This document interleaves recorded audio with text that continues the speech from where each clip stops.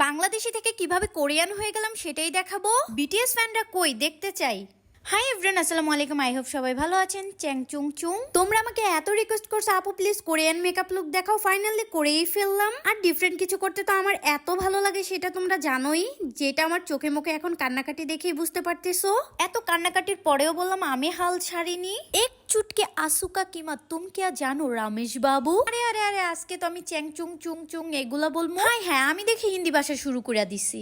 আজকে আমি কোরিয়ান মেয়েদের মতো আইব্রো সেট করবো, একদমই বাঙালি স্টাইলে করবো না। আর আমরা সবাই জানি কোরিয়ান মেয়েদের আইব্রোটা একদমই শর্ট আর একটু উপরের দিকে হয়। মানে বলতে চাইতাছি আমাদের আইব্রোর পিছনের সাইডটা একদম একটু উপরের দিকে হবে। আমিও একদম তাদের মতোই করে ফেলতেছি, দেখতেই পারতেছো। নিচের দিকে বললাম একদমই টানা আমি দেই নাই। আর হ্যাঁ, কোরিয়ান মেকআপ লুক করবো আর কোরিয়ান প্রোডাক্ট ইউজ করবো না, এটা তো হতেই পারে না। এটা আমাদের পেজের ভাইরাল একটা প্রোডাক্ট। যারা বলো আপু আসল নাকি নকল, তারা